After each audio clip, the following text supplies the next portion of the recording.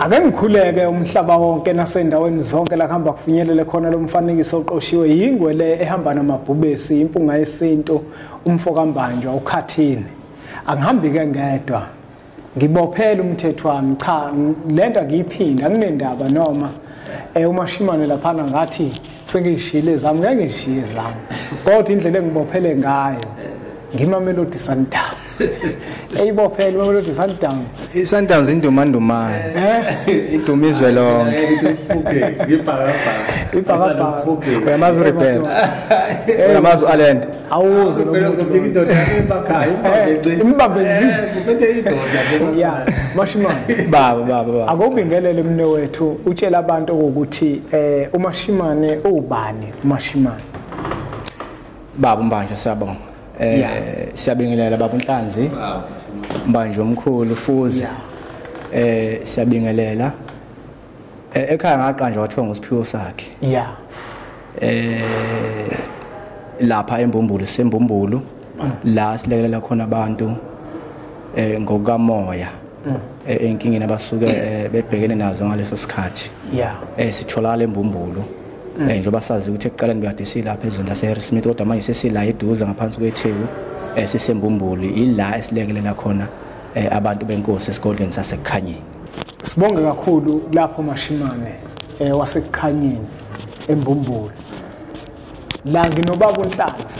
baba uNhlanzi asikubingelele nawe sikwamukele ku-channel ethenkulu impunga yesintu TV. Siyathokoza kakhulu bambanjwa siyabonga ithuba nokuthi lo sovuzelana sokukhumbuzana sifundisane siyabonga kakhulu siphinde sithole ithuba ngiyabingelela kubabukeli nakubalaleli nabo bonke nje abantu abalandela impunga yesintu ngithi cela kwande baqhoye basibuke basilandele basiphe futhi ihloko esokhuluma ngazo ngithi Mbanjwa baba bafowethu namhlanje asike lento siyibuke nje ngokubnazaretha ngoba vele singamaNazaretha ekubeni kwethu amaNazaretha ubnazaretha emhlabeni ibona abantu esebethembele kukona ekutheni ubnazaretha ibona abantu esebethembele kubona bathi abantu masebexakekile ngempela bese umuntu akhumbula ukuthi engakungezwa kuthiwa khona umuntu ekuthiwa uShembe agijime khona nelinye iqembu nje bese kuphela iminyaka eyishumi mawubuka nendlela ngempela nje elithathe ngayo le ndebe kusukela lidli Sundowns lidli Pirate uyabona ngempela ukuthi selamanxele umusa ngempela kaShembe okukhomba ukuthi ngempela lento kaShembe emhlabeni yona inkulu ayikho futhi edlula yona manje ngiyafisa abafowethu ekutheni sike sibuke ngoba manje kunezinkulumo ezibuye zivele abantu bathi bayazizwa zikhulunywe nakuba zingakafinyeleli mhlawumbe endlebeni zethu uza umuntu ethi uzwa kuthiwa uma umuntu baba uNhlanzi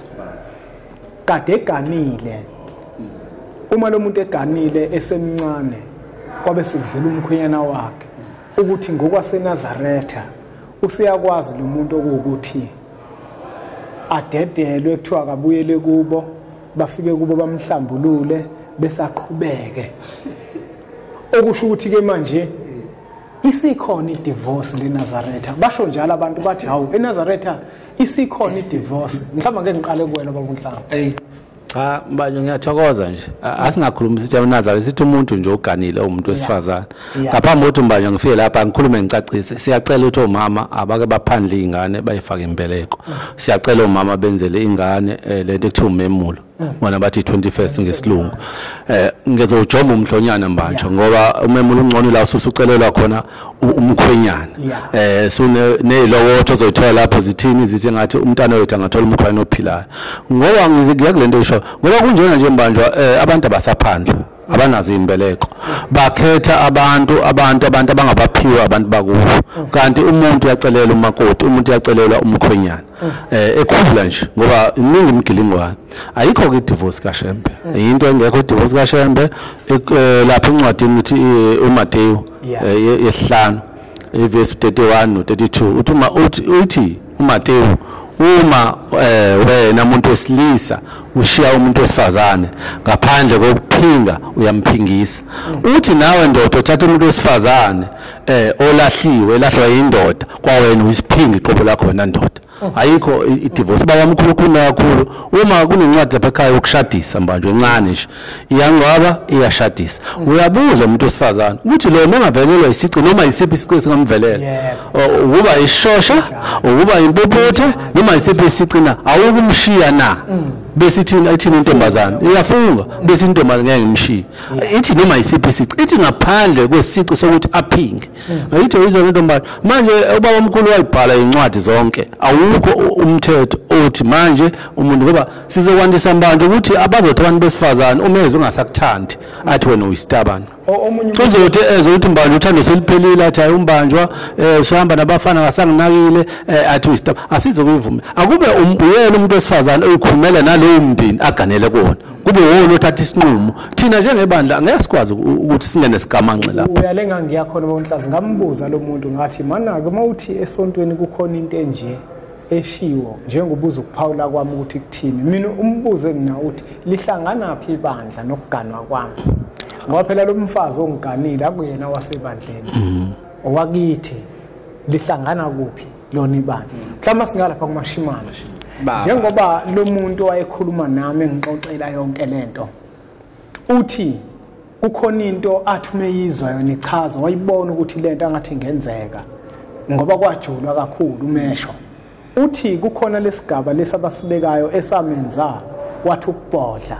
okuwukuthi uyobuyela kubo afika agezwe ngembuzi ngoba bezavelela nembuzi afika agezwe ngembuzi akhulule kungabe mashimana umuntu makade eqolisiwe umfazi seganile komunye umuzi kanti kuyigezeke ninyongo uyazi uma ukhuluma ubuza lo mbuzo mne wethu ngikhumbula enye intshumayelo ngeke ngabuka enye iclip la ukhuluma khona inyanga yezulu kuyisimo esikanje ukhona la kuzobikwa khona ukuthi umakoti uyahluleka emzini eyayisithi inyanga yezulu inkinga yayiyodwa inyongo yomqhoyisi isuke isitheliwe kumakoti ngesikhathi eGhana ithi kwathina boshemba sikwazi ukuyigeza unjalo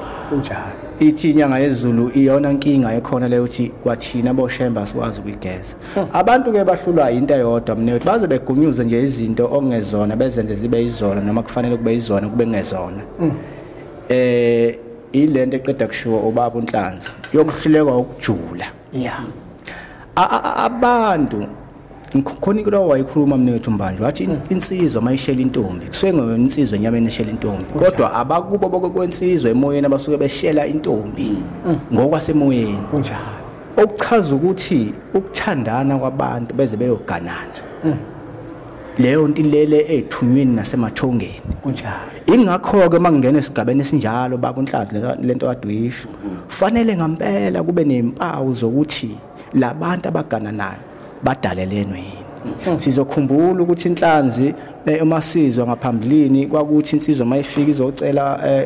umakoti nentombi kanjalo engathi nguqunqu umhlaba yaphenduka yayithi ifike kubuke bese ihlola enhliziyo bese ithi ihlala la nentombi kanjalo uhlala la bese nguqunguqu kuqhamuka insizwa ithi ke nango wakho baganana labo bantu bazala isizukulwane sibe sihle ngoba lento yokuganana kwabantu isuke emathungeni bayilahlaka abantu lento isuke yenziwa ushembe ilesekelo kade ukhuluma ngaso Nhlanzi ukuthi abantu abajula abangagunyaza into engafanele beyigunyaze engekho esintwini kunjalo engekho nakushemba uqobo ngoba vele ushemba uzovuselela isintu kubantu ingakho sithi uNkulunkulu ngoba vele uzovuselela uNkulunkulu vele isintu uma singakhuluma ngelinye ilanga sijule isintu sisodwa ayimkhuba isintu siuNkulunkulu kumuntu kunjalo ushembe yona into ozoyivuselela leyo abantu abalungisela izingane babunhlanzi bengagcini ngokuyingcoma izingane ukuthi hey yazi yayinhle yazane sithi esihle akusho lutho lokho yenza isiko kunento engeke ngayibuka ngeze ngaze ngayixoxa cabanga Nhlanzi cabanga mbanjwa izingane khona usiko lenziwa lapha ebuhleni ngicabanga kusuke kuumandulo la izingane khona ezifaka khona imphandle icabangeke lento umlaleli wempunga yesintu ingane isuke intombazana ifika ifake isiphandle ebuhleni ekhaya akazi sifaka ngisho esisodwa iyabuya ize ekhaya idalwa zithukuthele izinkinga ukuthi hawu bayakwenza wasesontweni ikubukise ngezwe ithongo likubukise ngezwe ngalengane ngalezi ingane ngoba uyakwenza kwasesontweni kodwa insiko zala ekhaya abantu abajula abantu bengathi abantu ngoba naku bezokwazi ukukhuluma bezwe abantu bese begunyaza ongafanele abangene emasikweni abantu belungisa izinto ukuze kuganana abantu okufanele beganane. Impunga yesintu ike bakhumbuza abantu ukuthi esontweni akukhona kini baba ngoba abantu bayadinga ukuthi babe bakhunjuzwe. Omunye wazi ukuthi uma ushembe iphandla lengane sekwanele. Uyabona? Wazi kanjalo umuntu. Wazi kanjalo. Uzajabule futhi. Uqala nje. Ake ngidlule emashimana ngelapha kubabuNhlanzi. Ngelapha kubabuNhlanzi. BabuNhlanzi. Manje. Lento iyakhulunywa babuNhlanzi. Ngelilanga ngofisa ukuthi mhlawumbe singene kuyona siyiqonde nje ngqo. Kodwa lo muntu umephinde ngixoxela uthi impunga yesintu kunomuntu oganwayo. Eganweni kakhe mhlambe athola ingane ibe yodwa bese emva kwaloko useyisitabana. Uqonda ukuthi impunga yesintu ngoba naka isintu sithi divorce ayikho. Kufanele umuntu aqhubeke manje ahlale nalesitabana. Hayi njoba umashimana ukhulumile uma ukuthi uthola ukuthi umkhonyana uyisitabana njengoba ungenile lapho ungenile kunezinto othi ungena kuzona umnyango okuphuma ukho landela izinto zomndeni kube umndeni ukuchushisa twenza njani kodwa ngeke sithi thina ngoba usuthola ukuthi umkhonyana uyisitabana sesothi thina shiya umkhonyana uhambe manje uyofuna umkhonyana ngoba manje nakho imizwa negazi liyashisa cha akukho lokho ukhona futhi incwadi naMateyu wembanjwa 9:19 khuluma ngakho lokho kuthiwa yinye into ongayishiyela indoda futhi ungasho ukuthi hamba oganeye uma iphingile futhi indoda ayiphingi kuphuma umuntu wesifazana sengisho ukuthi ke uma uthi umkhonyana uyamthola uyisitabana shoda umndeni ekhulume nomndeni futhi akukho mbanjwa okunye ungene kuhlukene mbanjwa phela ukushada lokwesilungu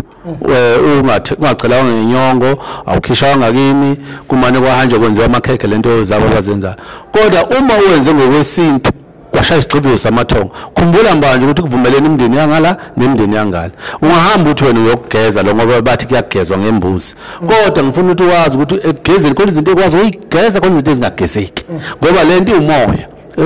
esuyinamatheki lo muntu ungathi uyayigeza ingagezeki bese egcinele uphinde futhi uthole indoda naleyo ndoda mawuyitholile futhi ukuthi egcineni isitabana uzophinda uyishiye uzophinda uthole indoda uphinde futhi uthole le ndoda usayithandi noma siphelele umsebenzi ngoba eziningi izinto abantu besifazana bazocasha ngazo uzothi umuntu angabona ukuthi indoda yakhe ayisenzi kahle mhlawumbe iphelele umsebenzi nemali ayisekho ekhaya athi isitabana ayishiye mbanjwa angeke sekugqugquzele mbanjwa ngeke sikuphakamise ukuthi uma umuntu ethola ukuthi indoda yakhe isitabana sekufanele manje ayishiye ahamba yogeza athole indoda cha ngokwesintu nangoyenkolo la ugane khona mawugane ngokwesintu nje wacaca kokuphelele wacela ngenyongo waqoyita konke lokho okwenziwe ngokwesintu cha akwazi ukucishwa uganile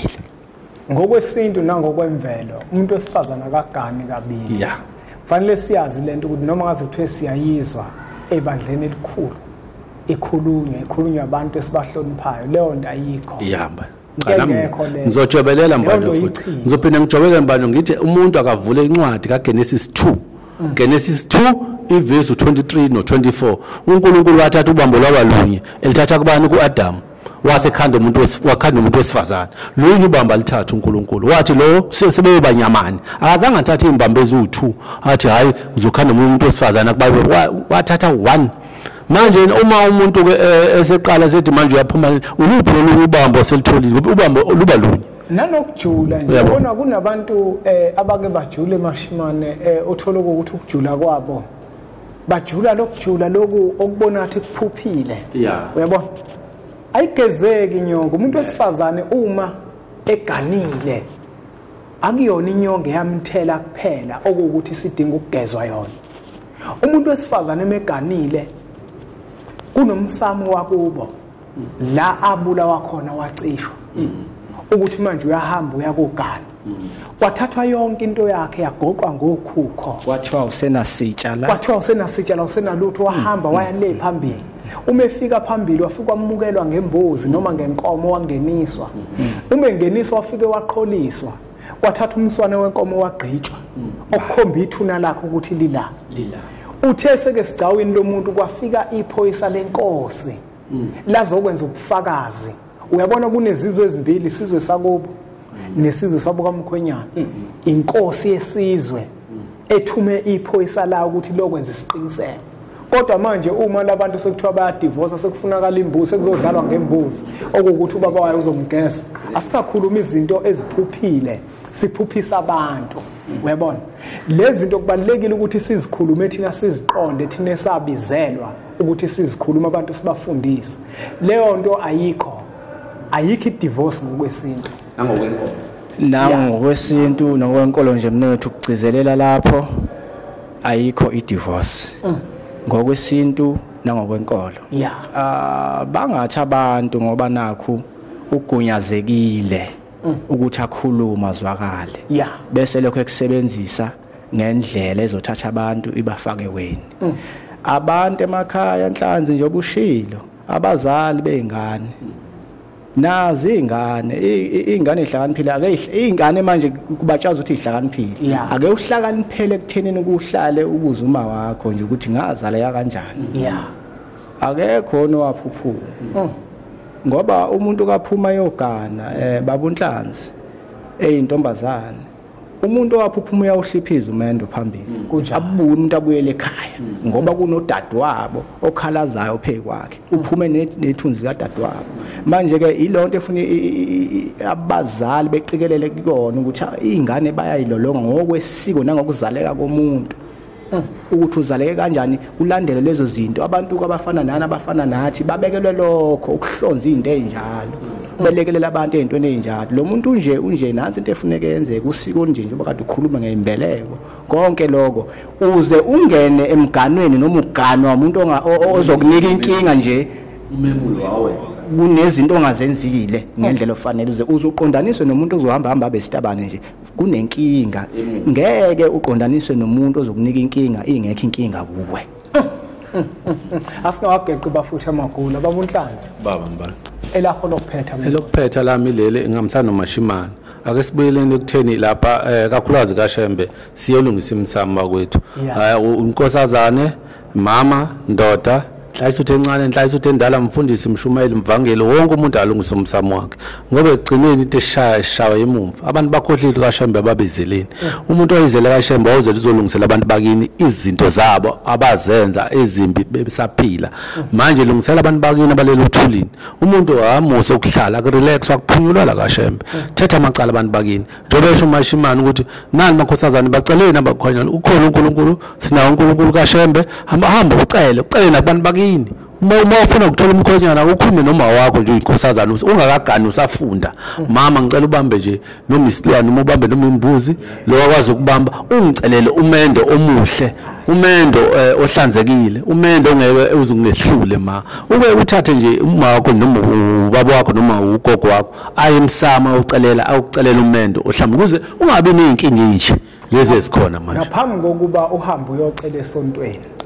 ngoba abantu abaningi babunhlanzi ngizoyisho lento abantu abaningi bajaha ukuthi bahambe bayocela esontweni bengacelanga emakhaya umuntu umefika embengeni kaShembe afika abika umuntu ngicela umendo bese lethuka ithonga ukuthi awulo mntwana ufuna umendo sizwa la thina kodwa akazange mina ngizokutshela nje imfihlaba khona mina wamakoti ngamthola ingilosi ka14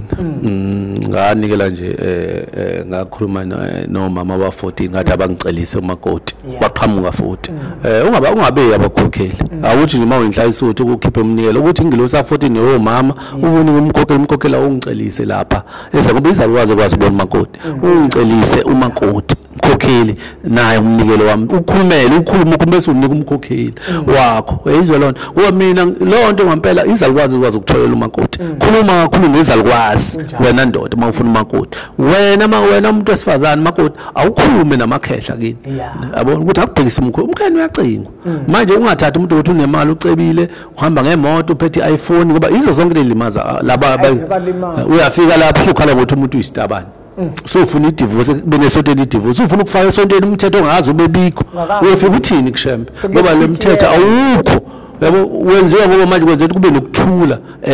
esontweni kube mnandi kodwa kahle hle lo mthetho awukho uyampintshiswa yabo ngoba wena uhlula ukucela nokulinda wabuka imali wabuka ubukhazikhazi bensizwa wangafuna uyibuka lensizwa ukuthi umsamo wayona lensizwa unjani ubheke umsamo womuntu ngaphambi ukuthi niganana ubheke umbukisise lensizwa kahle hloni yayigcina nizinto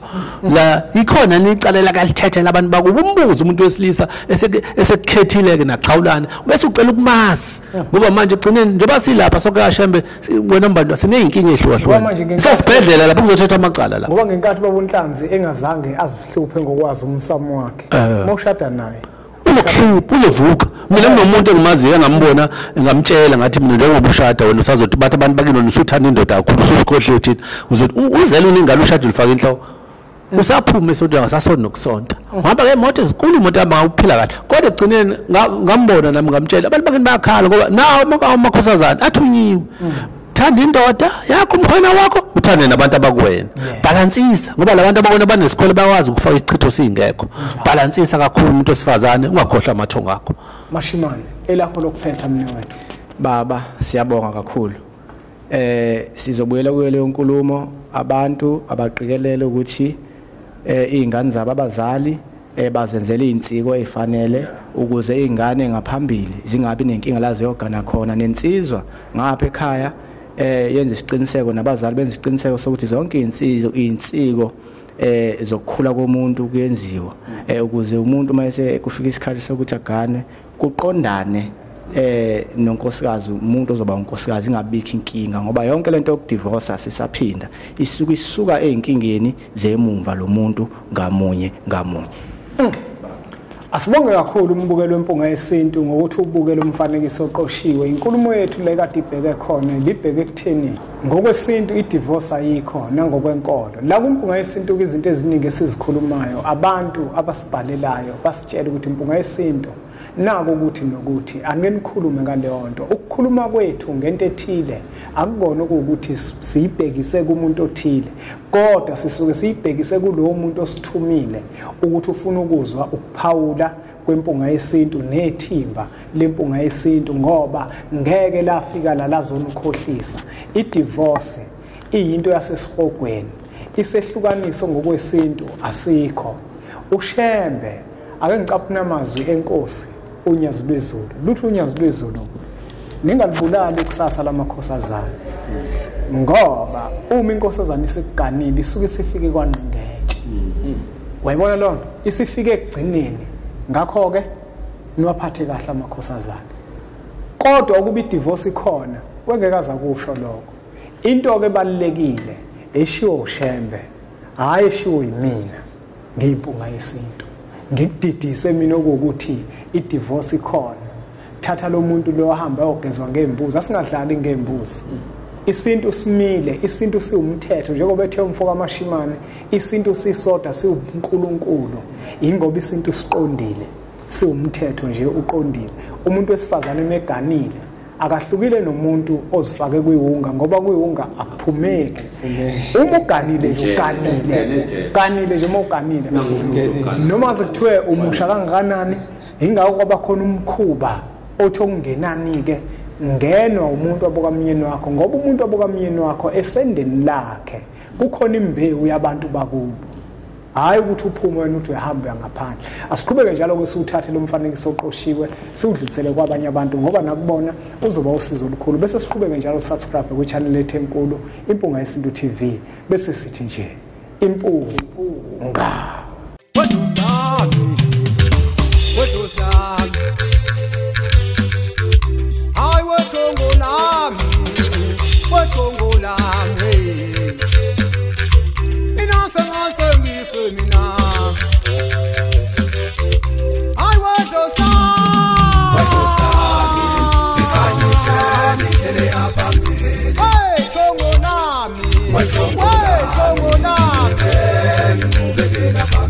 Inasa ngase ngife